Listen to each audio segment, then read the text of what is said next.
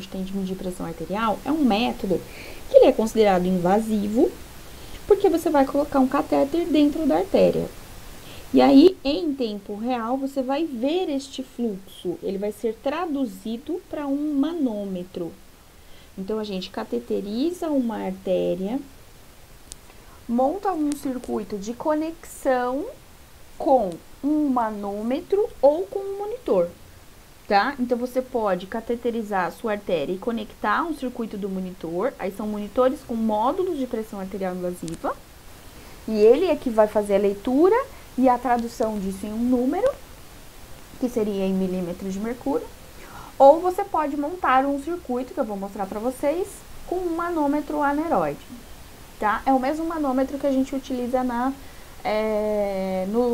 Doppler, esse manômetro aqui, ó. Esse aqui, ó. Tá? Então, eu posso utilizar esse manômetro para avaliar a pressão arterial invasiva. Em cães e gatos, quais as artérias que são mais comuns da gente funcionar? Não é tão fácil quanto uma veia funcionar uma artéria, só exige um pouquinho mais de treino. O problema é que a artéria, diferente da veia, ela não, a gente não consegue fazer um garrote e fazer com que ela engurgite pra gente ver.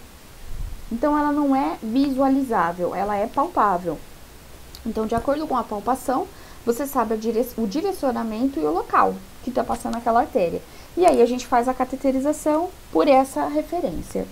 Então, em cães e gatos, a gente consegue cateterizar a artéria femoral, que é na face interna da coxa, a artéria dorsal pedal, que é a do pé, e a artéria auricular. A da mão também dá, mas é mais difícil. Tá? Só que aí é a plantar ou a palmar. Também dá, mas é um pouco mais difícil. Em coelhos, super mega fácil a auricular. A gente consegue ver ela. E em equinos e ruminantes, a gente pode cateterizar a artéria facial, a facial transversa e a metatarsiana ou metacarpiana. A gente tenta evitar as de mão e pé, porque tá muito próximo de casco. E cavalo só dá problema no casco, então é melhor a gente fugir um pouco de perto dele, né? Desse local tão nobre para cavalos. Esse aqui é um esquema do circuito tubular para avaliação da pressão arterial invasiva com o uso do manômetro, tá? No aparelho de anestesia, do aparelho monitor, vai ser diferente. Mas, então, esse é um circuito que a gente pode montar para pressão invasiva. Então, lá na prática, quando eu virar e falar assim, monta para mim um circuito de pressão invasiva, é isso que vocês vão fazer. Vocês vão pegar um manômetro, igual aquele lá do videozinho do cachorro, vão conectar esse manômetro uma mangueira de borracha, pode ser um equipo também, mas geralmente a gente faz com uma mangueira de borracha para ficar mais flexível. Então, conecto aqui embaixo uma mangueirinha de borracha. Não tem muito tamanho, tá? Depende de onde você tá, de como que você quer o tamanho do seu circuito. Só não pode ser muito pequeno, né? Desculpa. No meio aqui do caminho, você vai cortar essa mangueirinha de silicone e vai conectar essa mangueira de silicone a uma torneira de 3 vias. Que é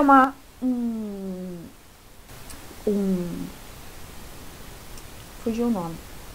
Um produto que tem 3 vias de conexão, tá? Então, ele vai ter 3 setinhas. Eu vou mostrar um vídeo e uma foto pra vocês.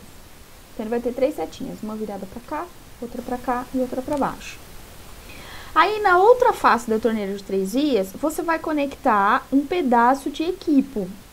Tem que ser um tubo, né, de silicone aqui, de um material um pouco menos flexível. Então, você vai conectar um equipo cortado, a gente corta ele para fazer. E aí, na ponta desse equipo é que a gente vai acoplar o catéter que vai estar dentro da artéria. Então, você fez a cateterização arterial, na sequência você conecta aqui. Abaixo dessa torneira de 3 vias, porque a gente tá falando que são 3 vias, uma aqui e uma para baixo. A parte de baixo, a gente vai deixar uma solução preparada com heparina, tá? Então, existe uma relação pra gente fazer essa diluição, é bem pouquinho de heparina. E essa solução vai preencher essa parte aqui do circuito, a parte do circuito que vai para o cateterismo. A mangueira de silicone, a mangueirinha que vai para o manômetro, ela só tem ar. Então, é ar aqui e líquido aqui. O que é que vai acontecer quando a gente colocar o catéter na artéria? O fluxo arterial não vai estar batendo. Isso vai fazer com que esse líquido que está aqui acoplado nesse tubo fique movimentando. Não é um circuito que está hermeticamente fechado? Não tem abertura nenhuma, tá? Então tem que estar tudo fechado. A pressão que vai sendo gerada nesse tubo e está empurrando o manômetro vai ser lida aqui no ponteiro. Então, toda vez que o sangue bater no catéter, esse ponteiro vai movimentar, nos dando a pressão arterial média. Então, no método invasivo, pelo sistema tubular associado ao manômetro aneroide, a gente consegue adquirir a pressão arterial média. Não sei nem a sistólica nem a diastólica. Se essa artéria, quando cateterizada, for conectada a um monitor com um módulo de pressão invasiva, aí a gente tem as três: a média, a sistólica e a diastólica. Não sei se esse vídeo vai rolar. Aqui é um cavalo, tá? Então, um manômetro, uma mangueirinha aqui de silicone. Aqui geralmente eu já deixo uma mangueirinha cortadinha para conectar, que fica mais fácil você conectar aqui. Aí eu pego um equipo cortado no meio, ó, só com ar. Aqui já não tem mais ar, aqui é o sangue voltando, tá? Que é normal, a coluna ela fica oscilando. Aí aqui vai ter uma torneira de 3 vias, acoplada a uma outra parte do equipo que está conectada aonde? Na artéria, ó, sangue arterial voltando aqui, tá vendo? E aí do outro lado eu acho, preciso olhar o vídeo direito, mas eu acho que é a torneira, a seringa com solução heparinizada. Por que a gente tem que deixar conectada a seringa? Porque vocês estão vendo que tá voltando sangue aqui? Esse sangue ele pode coagular, se ele coagular eu perdi o meu circuito. Então a gente vai fazendo flushes da solução heparinizada de tempos em tempos durante a cirurgia nesse circuito. A torneira de 3 vias me ajuda a não levar fluido para cá, porque se entrar fluido dentro desse equipamento, acabou, você quebrou o manômetro, tá? Então a gente fecha a torneira do lado do manômetro e joga o fluido pra artéria. Então, ó, tá vendo? Tem uma seringa lá. E ó, cada vez que gera um fluxo na ponta do catéter, ele lê uma pressão aqui. O pico do ponteiro é a pressão arterial média. Ó, vamos ver quanto que tá dando. Tá batendo 90, 92. Então, 90 é tudo mais fidedigno. Por quê? Porque você tá dentro da artéria. Ó, então tá aqui, ó. Tem um cavalo também. No cavalo é de praxe, a gente sempre faz a cateterização arterial. Então aqui é a facial. A facial transversa passa aqui, ó.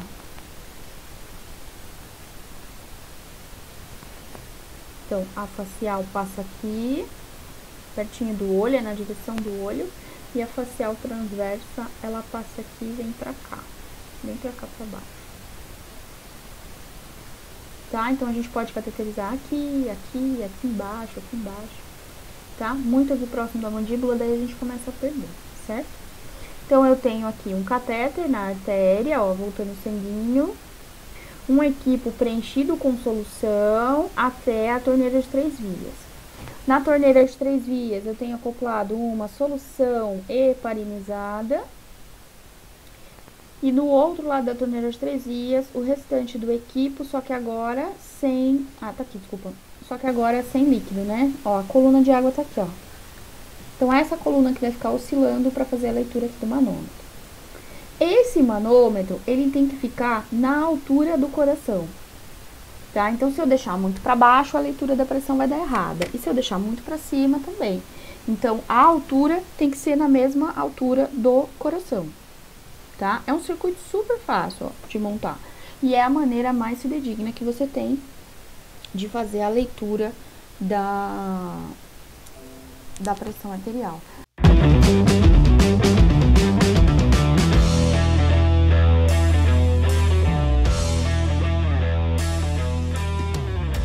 Bom, uma outra forma que a gente tem de monitorar o paciente durante a anestesia, e é obrigatório principalmente quando você vai ventilar o paciente. Na verdade, na minha opinião, a capnografia deveria ser um item obrigatório em qualquer centro cirúrgico. Pelo CRFMV ainda não é, tá? Então não é obrigatório você ter capnografia, mas por mim deveria ser. Por quê? Porque é o melhor método de avaliação ventilatória. Não respiratória, mas ventilatória. Eu consigo presumir o que está acontecendo no alvéolo. Eu consigo determinar quando que meu paciente vai entrar em ventilação mecânica, por exemplo, tá? Não é o melhor, ele sozinho não fala muita coisa, mas nos dá muitos resultados que a gente consegue interpretar bem, tá? Então, a capnografia é a leitura da pressão parcial de CO2 que o paciente expirou. Então, é quanto de pressão parcial de CO2 que o meu paciente expirou. Então, se a gente for lembrar lá da fisiologia respiratória, vocês lembram que na mecânica, né, da ventilação alveolar, existe uma quantidade de CO2 que passa do sangue para cá, e o excesso desse CO2 ele vai ser eliminado pela expiração. O que a capnografia me fala é quando está saindo lá na boca do paciente. Isso reflete, não garante um valor ideal, mas ele reflete quanto de CO2 está passando daqui para cá. Se está passando muito, é porque provavelmente eu também tenho muito no sangue. Se está passando pouco, é porque muito provavelmente eu posso ter pouco chegando aqui. Tá? E aí a gente consegue fazer essas leituras de acordo com os dados que a capnografia nos dá. O valor que a gente considera normal é de 35 a 45 milímetros de mercúrio de pressão parcial de CO2 expirado. Esse ano saiu um consenso, uma atualização do consenso de monitorização anestésica em cães e gatos. O que eles mudaram, que a gente considerava só o 45 como um limite ali superior? É aceitável, ou seja, permissivo, na anestesia, chegar até 65 milímetros de mercúrio. Tá? Então, é aceitável e permissivo chegar até um limite de 65 milímetros de mercúrio na anestesia. Acima de 65 milímetros, a gente já considera como uma hipercapnia que não é permissiva. Então, abaixo de 35, meu paciente está em hipocapnia. Acima de 65, ele está em hipercapnia. Tá? Para anestesia, entre 45 e 65 é um valor esperado. Isso acontece por alguns fatores na anestesia. Em que situações que eu vou me deparar, eu posso me deparar e começar a fazer essa interpretação de valores abaixo do normal, abaixo de 35? Quando o paciente, ele ventila demais. Então, se ele está fazendo esse movimento respiratório demais, ele está tirando muito CO2 e aí, consequentemente, esse valor vai começar a cair. Então, na hiperventilação, é comum apresentar um CO2 mais baixo. Além disso, o CO2 ele não é um produto do metabolismo celular que sai da circulação e vem aqui para o alvéolo, certo? Então, existe um fluxo de sangue que passa aqui, chega com CO2, esse CO2 passa para o alvéolo e depois vai ser eliminado pela expiração. Digamos que diminua o fluxo de sangue chegando aqui pelo capilar que passa próximo do alvéolo. Em que situações que isso vai acontecer? Diminuição de débito cardíaco, porque o débito cardíaco ele não é só o volume de sangue que vai para o corpo, ele também é o volume de sangue que vai até os pulmões. Então, se por algum motivo diminuir o débito, esse valor vai diminuir. Em que situações que a gente pode se deparar com isso na cirurgia? Hemorragia severa. Então, é algo que o anestesista pode, inclusive, ajudar o cirurgião. tá? Na parada cardíaca, ou seja, o coração não tá mais bombeando sangue pra cá, e aí, consequentemente, o CO2 vai diminuir, tá?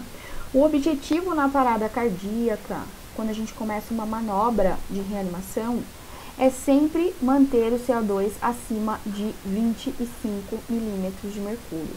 Se você está conseguindo manter acima de 25 milímetros de mercúrio, é que você está mantendo o mínimo aqui na perfusão alveolar. Abaixo, uma manobra em que a capnografia está abaixo de 25 milímetros de mercúrio, a gente considera como uma reanimação ineficiente. Ou seja, não está fazendo direito, tá? E aí a gente troca o reanimador ou corrige o que a pessoa está fazendo. Na parada respiratória, inicialmente pode baixar, mas depois pode ver que a parada respiratória está nos dois. Depois de um período em parada, esse CO2 vai subir. Por quê? Esse CO2 vai começar a acumular no sangue, vai passar para cá e vai ficar acumulado aqui. E aí ele volta para o sangue novamente, tá? Então eu começo a ter acúmulo de CO2 porque ele não está saindo. Então, ora ele pode estar diminuindo, ora ele pode estar aumentando. Desculpa. Quando a gente faz intubação errada, então se você intubou esôfago não produz CO2, não expulsa CO2, então a capnografia vai estar baixa ou não vai estar dando leitura. E quando o tubo está desconectado, né, começa a vazar CO2 em outro local, e aí o aparelho não lê, tá? E em que situações em que a gente vai se deparar com o CO2 aumentado? Então, eu tenho mais CO2 aqui do que o normal, vamos pensar. Se diminui o ciclo respiratório relacionado à expiração, ou seja, na depressão respiratória, diminuiu a frequência, diminuiu a amplitude, né, em que o tórax vai expandir e retornar. Então, na depressão respiratória, a gente observa um aumento do CO2. Por isso que é aceitável chegar em 65, porque a anestesia é um evento depressor. Então, o meu paciente vai ter um grau de depressão respiratória. O que eles concluíram pelo consenso é que entre 45 e 65, essa faixa não é uma faixa ruim. Não é uma faixa que compromete oxigenação, compromete a hemodinâmica do meu paciente. Então, é uma faixa aceitável. Inclusive, na fisiologia, não sei se vocês lembram, mas valores acima de 65 milímetros de mercúrio de CO2 ativam quimiorreceptores centrais do controle respiratório. Então, quando meu paciente chega em 65, ele respira sozinho, tá? Então, por isso que a gente não antecipa. Tem gente que com 50 já quer ventilar, fala, não, deixa, espera o paciente entrar sozinho, tá? Quando tem a parada respiratória, isso aqui vai aumentar depois de um período. Quando o paciente está reinalando CO2, então imagine que lá na sonda dele tem muito CO2, na inspiração ele volta a inspirar novamente CO2. Isso é ruim. Eu tenho que permitir no circuito que meu paciente não reinale. E em situações, aí são situações patológicas, em que o paciente ele tem um aumento do metabolismo celular. Porque quando que a gente produz CO2? Em situações onde eu preciso obter energia, nos ciclos para obtenção de energia. O CO2 ele é um produto. Então, quanto mais energia eu preciso produzir, maior vai ser a quantidade de CO2 circulante. E aí, consequentemente, o CO2 também vai estar aumentado. Então, os pacientes patológicos, os pacientes, né, com determinada doença, eles podem ter uma leitura aumentada. Bom, como que a gente consegue ler isso no gráfico do monitor? Deixa eu ver se eu jogo isso pra frente, peraí.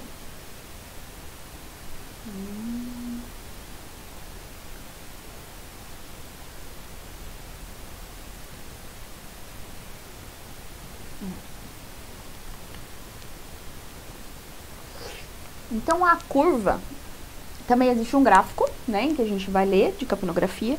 A curva vai ser exatamente nessa conformação, ó, parece uma planíciezinha, né, planalto.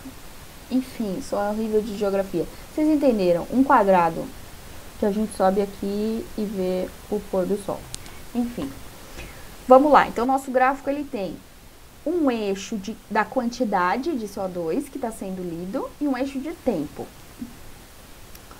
Toda vez que o meu paciente expira, vai passar CO2 pelo sensor que vai fazer essa leitura, ou seja, vai vir uma quantidade grande de CO2, certo? São esses momentos em que no gráfico houve um pico, aqui. Então, enquanto está subindo, e a permanência desse gráfico aqui em cima caracteriza um movimento expiratório. Então, toda essa parte, ó. O paciente expirou, manteve um fluxo de saída e até aqui. A hora que o meu gráfico começa a decair, ou seja, deste ponto até a próxima subida, caracteriza a inspiração. Porque na inspiração, eu quero colocar CO2 para dentro? Não. O objetivo é colocar oxigênio. Então, toda essa fase da curva de capnografia caracteriza o movimento inspiratório. Então, expirou. Aqui vai ocorrer uma pausa, né, na expiração, continua saindo. E aí o paciente vai inspirar. Expirou, inspirou. E ele tem que ter, para um ciclo respiratório ter começado e terminado de forma correta, com volume, inclusive, corrente, ele tem que ter essa conformação quadradinha, tá? Quanto menor essa área aqui de cima do meu gráfico de capnografia, essa área de estabilidade, quanto maior for essa área, maior é a pausa respiratória. Ou seja, menor vai ser a frequência respiratória desse paciente. Eu vou mostrar alguns modelos para vocês, tá? Então, ó, vamos lá avaliar essa interface. A avaliação do CO2 está aqui embaixo, tá? A gente chama esse valor de pressão parcial de CO2 expirado, que é lido pela máquina, de ETCO2, pressão parcial de CO2 expirado, certo?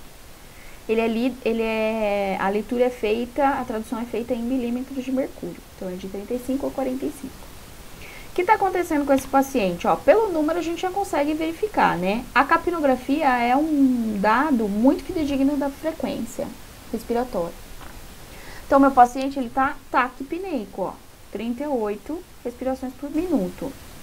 Pela curva a gente também consegue ver, ó, subiu, expirou, aí logo já desceu, ó. Aí subiu de novo, expirou, logo já desceu. Subiu, desceu, subiu, desceu. Ou seja, olha a frequência com que esse paciente está respirando. Tá alta. E além disso, o valor também tá um pouco mais alto. Só que essa hipercapnia é uma hipercapnia permissiva.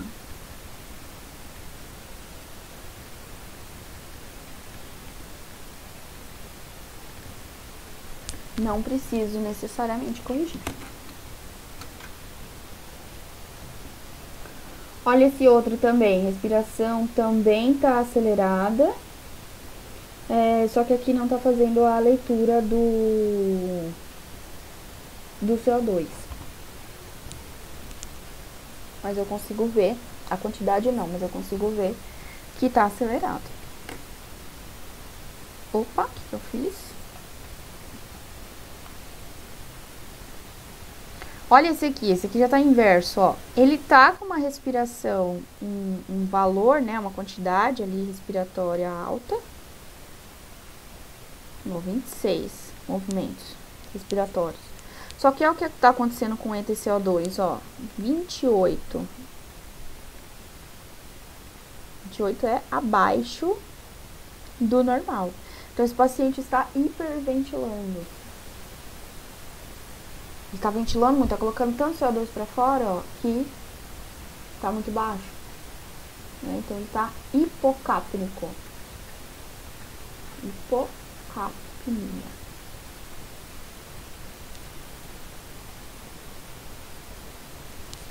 Olha esse daqui. Esse daqui é o mesmo paciente desse aqui, ó. Foi depois que a gente corrigiu. A frequência estava muito alta, o CO2 também. Então, a gente decidiu corrigir. Era por dor, tá? Então, ele estava com dor. E por isso que ele estava fazendo esses valores. Aí, depois da correção, olha o que aconteceu. Vamos comparar. O ETCO2 foi para 39, ou seja, já está dentro da normalidade. E a frequência respiratória caiu. Então, olha a diferença da base aqui, ó. Olha como aumentou. O paciente está dando mais tempo, né? Está dando maior pausa. Isso é bom. Tá? Então, depois da correção, o paciente passou a ventilar de forma correta. Existem dois tipos de leitura do CO2 expirado. Dois métodos. O nome do aparelho que faz essa leitura é o capnógrafo. Então, o capnógrafo, ele lê a pressão parcial de CO2 expirado, ETCO2. Existem dois tipos de capnógrafo, o side stream e o mainstream.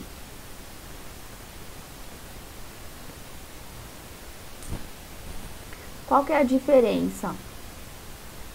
Esse aqui que está na foto é um modelo mainstream.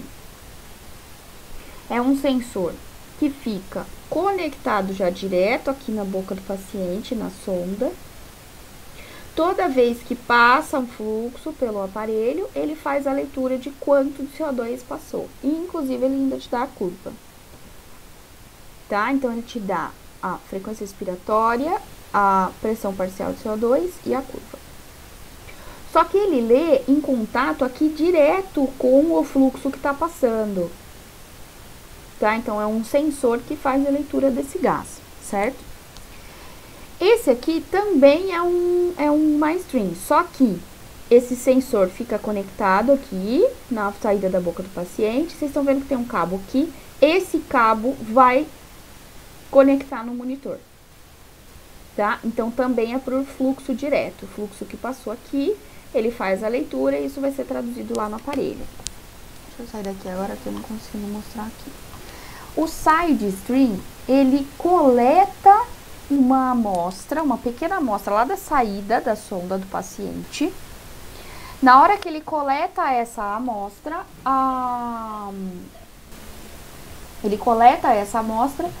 e leva até um módulo no monitor e então ele faz a leitura. Tá? Essa é a diferença do side e do main. É basicamente essa a diferença. Então, esse aparelho que é o que a gente tem lá no hospital, deixa eu ver se é... Ó, acho que eu não vou conseguir mostrar. Ele tem uma caixinha aqui embaixo. Ah, eu tenho um vídeo, eu consigo mostrar, depois eu posto pra vocês. Nessa caixinha vem um tubinho, parece um tubo de equipo, que vai conectado lá na boca do paciente. O que essa caixinha faz? Ela vai coletando a amostra. Então, ela coleta uma quantidade de ar expirado, leva até a caixinha e aí o monitor lê, tá? Então, aqui, ó, 34 de ETCO2 e a curva aqui. Por que é tão importante? Por que eu preciso saber disso? Da diferença de um e de outro. Quando a gente faz o uso do side, quando o animal é muito pequenininho, o volume expirado dele também vai ser pequenininho. Então, vocês concordam comigo que se o aparelho ficar puxando, toda vez puxar um volume expirado, chega uma hora que eu não consigo amostra suficiente para poder fazer a leitura. Então, o side, ele é um bom aparelho para animais maiores. Cães, gatos, ele lê bem. Só que eu tô falando para quem vai trabalhar com silvestres. Você vai trabalhar com silvestres, você não vai comprar um side, você vai comprar um mainstream. Porque a leitura é direto aqui. O fluxo, se passar um pouquinho de fluxo aqui, ele lê bem. A margem de erro é menor, tá? Porque ele tá direto na saída.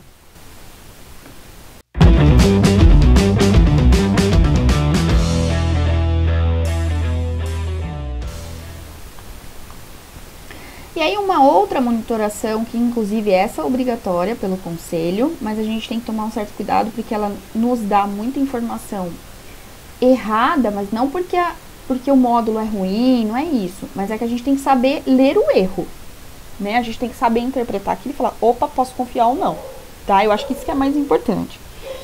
É a oximetria de pulso. Então, a oximetria de pulso é uma mensuração, uma avaliação por infravermelho da saturação de oxigênio nas hemoglobinas que estão passando ali, tá? Ou seja, vamos já usar essa imagem a nosso favor. Vocês concordam comigo que se esse vaso que está passando pelo infravermelho estiver muito constrito, a leitura vai estar errada? Vai, ela pode dar errado. Vocês concordam comigo se a quantidade de hemoglobina que está passando aqui é muito pouca, ela não vai se refletir exatamente, não vai ser fidedigno à leitura do infravermelho? Sim. Então, alguns viés dessa leitura que a gente tem que considerar. Paciente com baixo fluxo sanguíneo periférico. Cuidado com o hemorrágico. Se parou de ler seu oxímetro é porque o cara tá mal. Paciente com vasoconstrição.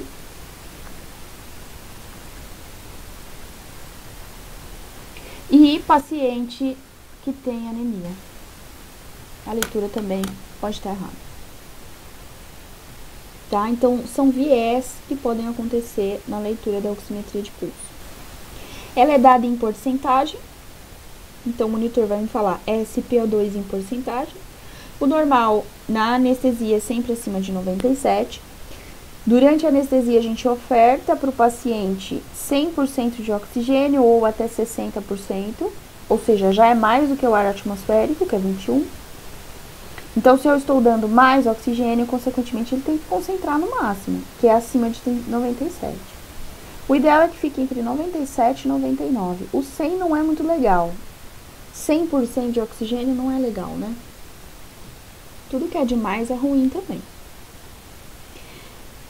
E aí é que tá o problema, ó. Como é que eu começo a fazer minha leitura? Tem um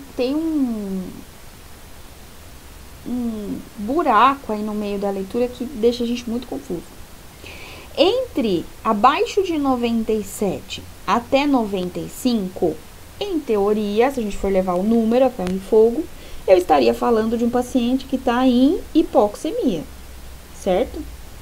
Só que entre 97 e 95 existe uma correlação da pressão parcial de oxigênio arterial estar normal. Então, mesmo a leitura ter dado 96, 95, pode ser que a pressão de oxigênio no sangue do paciente está normal. Então, essa faixa tem que tomar um pouco de cuidado. Você não pode caracterizar hipoxemia com uma saturação de 96, tá? Sempre faça a leitura da curva junto, para ver se tá lendo tudo bonitinho. Tudo isso a gente faz associado. Mas você não pode confirmar que um paciente que está em 95, ele está hipoxêmico.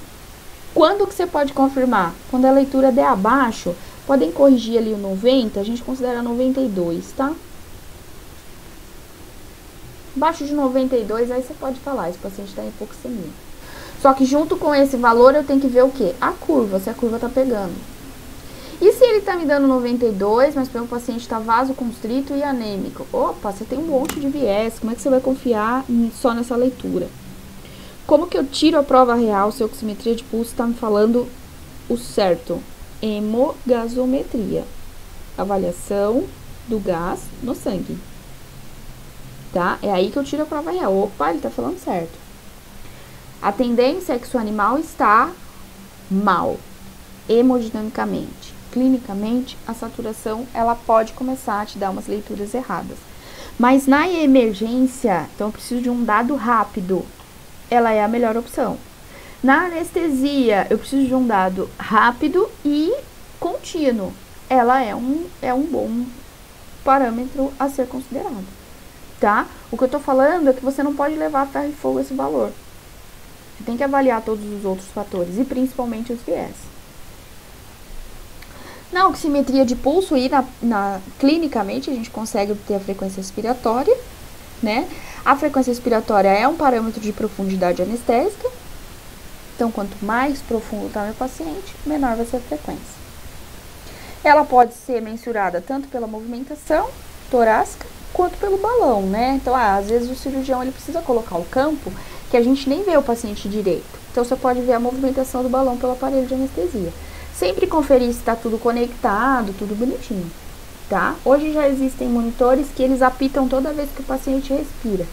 É um saco, tá? Porque tem gente... Ah, desculpa, eu falei... não é um palavrão. Pode ser um objeto. Tem cirurgião que não gosta muito e incomoda mesmo. Imagina toda hora no seu ouvido assim, ó. Pip. Pip. Pip. Pô, chega uma hora que você não quer mais ouvir o pi, né? Até o eletro, que é bonitinho, a gente gosta, anestesista gosta, mas a gente tira o som, tá? Ou pelo menos deixa baixo. Não é bom tirar o som, tá, gente? O som existe por um motivo. Porque a hora que fica pi, você sabe que morreu, né? Então, não tira total o pi, não, mas abaixa esse pi porque irrita o cirurgião. Ele não pode deixar o cirurgião irritado, ele precisa fazer o serviço dele bonitinho para o seu também ficar bonitinho. Então, a gente usa a frequência respiratória para isso, né? Para avaliar a profundidade. Quando o paciente não está anestesiado, qual é o padrão respiratório? É costo-abdominal. Então, ele usa tanto musculatura costal quanto musculatura abdominal para respirar, diafragmática, né? Conforme a gente vai aprofundando os planos anestésicos, o que vai acontecer com esse movimento respiratório? Ele vai ficar mais abdominal e a amplitude torácica vai diminuir. Então, é sempre bom você ficar de olho no padrão, no movimento respiratório, para você saber qual é o plano cirúrgico que o paciente está, para saber se você precisa aprofundar ou não, tá? Ele não é um bom parâmetro, um bom indicador de função ventilatória. Não é porque ele está respirando, a frequência está boa, que ele está ventilando bem, não.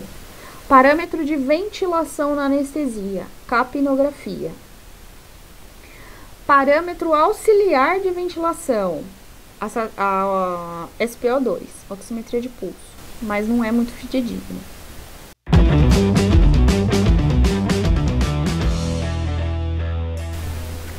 Inclusive, eu preciso colocar isso na nossa ficha. Vou anotar. Colocar movimento, padrão de movimento torácico. E aí, por último, uma monitoração que é bem importante, a gente deveria dar mais atenção, o anestesista, na verdade, fica bem atento a isso. É a temperatura corpórea dos nossos pacientes.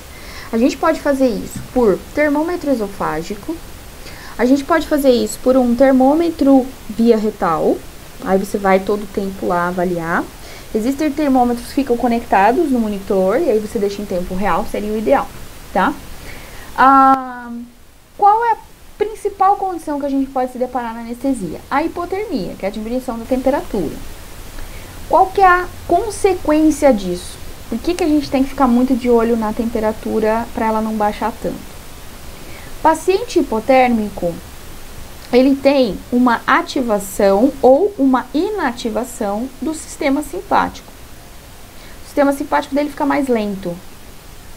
Então, em condições de bradicardia e até parada, a resposta vai ser diminuída ou ausente. Então, a bradicardia que precisa ser corrigida com atropina, se o paciente está hipotérmico, ele não responde direito, tá? Porque a atropina, ela não é um parasimpatolítico, ela bloqueia o sistema parasimpático. Se eu bloqueio o sistema parasimpático, quem é que vai ser ativado na sequência? O simpático. Só que se o simpático ele está mais lento ou inativado pela temperatura, ele não vai fazer essa função. E aí a bradicardia fica não responsiva à medicação, tá? Então por isso que tem que tomar cuidado com a temperatura durante a anestesia. Além disso, enzimas elas dependem muito de fatores ali físicos para poder funcionar. E o principal deles é a temperatura. Então, para você ter uma reação enzimática, a temperatura tem que estar dentro do fisiológico. E quando a gente fala em reações enzimáticas que são muito importantes para a cirurgia, a gente está falando de cascata de coagulação, que basicamente são reações enzimáticas. Então, em temperatura muito baixa, o paciente passa a não produzir, a não conseguir mais finalizar um coágulo. Quantas vezes eu já não terminei uma cirurgia, o paciente estava hipotérmico, e aí a cirurgia começou a sangrar. E aí alguém sempre vira e fala assim, ai, é algum vaso que soltou. Aí você olha e fala assim, não, pera, calma. A pessoa já quer voltar para a cirurgia, quer voltar a operar o cachorro de novo. Fala, não, pera, deixa eu ver a temperatura. Vai lá olhar a temperatura, baixa. O que você vai fazer? Você vai segurar um pouquinho a mãozinha dessa pessoa que quer operar de novo. Vai falar assim, não, me dá um tempo. Deixa eu esquentar, deixa eu aquecer esse paciente e a gente verifica se esse sangramento para. Gente, muitas das vezes, não tô falando que não existe sangramento pós-operatório. Existe. Mas muitas vezes o sangramento é pela temperatura que tá muito baixa. Então, dá um tempo para a fisiologia fazer a sua função. Tá? Vai lá e aquece ele de novo. Na verdade, o ideal é que a temperatura não caia. É que são métodos que são difíceis da gente, às vezes, fazer durante a cirurgia, mas não é impossível. E, além disso, a hipotermia predispõe à acidose metabólica, tá? Os tremores fazem o indivíduo gastar mais oxigênio, ou seja, ele tem que gastar mais energia para fazer aquele evento de tremor. Então, isso é ruim. Qual que é o problema na anestesia? O que é que colabora para essa hipotermia? São vários fatores que colaboram para isso. O primeiro deles, a sala de cirurgia, ela tem que ser, não é porque o cirurgião gosta, ela tem que ser gelada. Gelada quanto? O ideal é uma temperatura abaixo de 20 graus Celsius.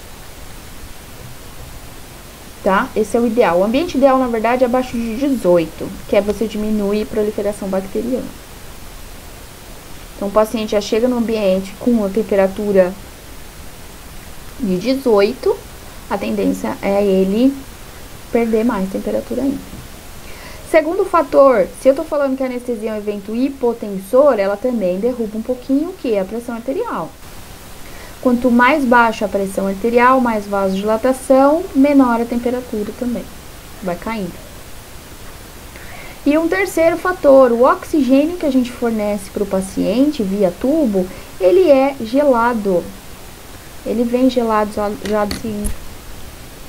Então, é uma maneira central da gente resfriar o paciente, jogar oxigênio do pulmão, né, para os alvéolos, e aí, consequentemente, a gente diminui a temperatura do paciente. Tem como a gente resolver isso? Então, na sala de cirurgia, tentar deixar o paciente aquecido, né, sempre com cobertor. Existem aquecedores que você pode utilizar. Tentar fazer o controle da pressão arterial durante e aquecer o oxigênio que está chegando no paciente. Como que eu tenho resolvido isso? Colocado aquecedores de soro na saída da traqueia, que aí eu aqueço o ar que o paciente está inspirando, tá ok? E uma outra condição em que pode acontecer, eu graças a Deus nunca peguei, mas já tive uma amiga que pegou, que é uma condição genética, tá? Então, isso aqui é um problema genético que a pessoa não sabe, a pessoa, animal, enfim, não sabe antes de ser anestesiado, tá? Ela até pode saber se alguém da família teve o mesmo evento. Então, se alguém da família de vocês foi anestesiado e apresentou durante o procedimento hipertermia maligna, todo o resto tem que saber. Porque você tem que passar isso quando você for anestesiado. Quanto mais próximo o parentesco, maior a chance, tá? Hipertermia maligna é uma patologia relacionada a um aumento na produção de calor a nível celular. Então, é de dentro da célula que começa a aumentar a temperatura e, consequentemente, aumentar ali as trocas de calor para o restante. tá? A gente não entende ainda muito bem, talvez na medicina mais, mas a gente não entende ainda muito bem qual é o mecanismo que dá o gatilho para esse aumento da produção de calor. A gente sabe quais fármacos que podem ativar essa via de produção de calor, que são os anestésicos inalatórios. Não são todos, tá? Mas eles podem ativar. E os bloqueadores neuromusculares. São essas duas classes de anestésicos que podem apertar esse gatilho. Então, hipertermia maligna é uma condição de ativação na produção de calor celular. Isso é genético. É muito comum em suínos, na gente, humanos, e existem já alguns relatos em cães, tá? Em cavalo nunca vi. Gato também não. Como que a gente bloqueia esse gatilho? Não adianta resfriar o paciente, porque a produção de calor é celular. Então, você tem que entrar com uma medicação que bloqueia essa produção a nível celular. O nome da medicação é dantrolene. Nós, da veterinária, não temos acesso ainda ao dantrolene, fora que ele é extremamente caro. Se não me engano, se alguém tiver algum pai aí, anestesista, puder perguntar, mas se eu não me engano, a última vez que eu conversei com um colega, custava 5 mil um frasco. Tá? Então, a gente não tem acesso ainda a essa medicação.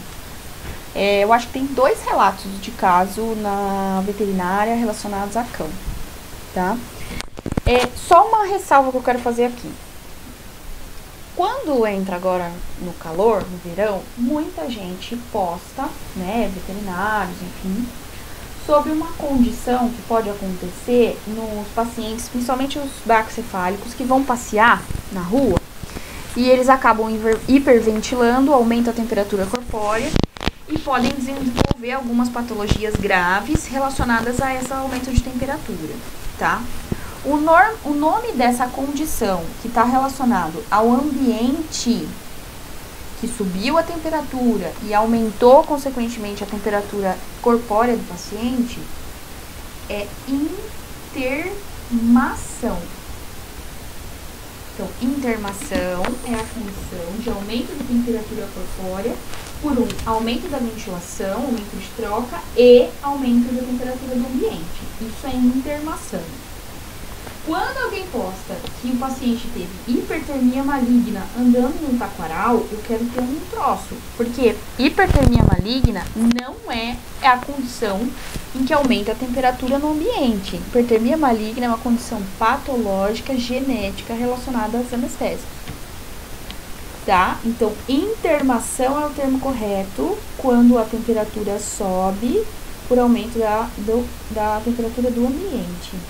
Então, e essa condição que os pacientes têm, os cães, né, que vão passear na rua em horário errado, é intermação e não hipertermia maligna, tá? A hipertermia maligna, ela só corrige com o dantrolene, não tem outra opção. A gente até tenta resfriar o paciente, mas eu já vou adiantar para vocês que a maioria vai virar óbito, se você não fizer o dantrolene, tá? Então, isso aqui é uma condição relacionada à anestesia.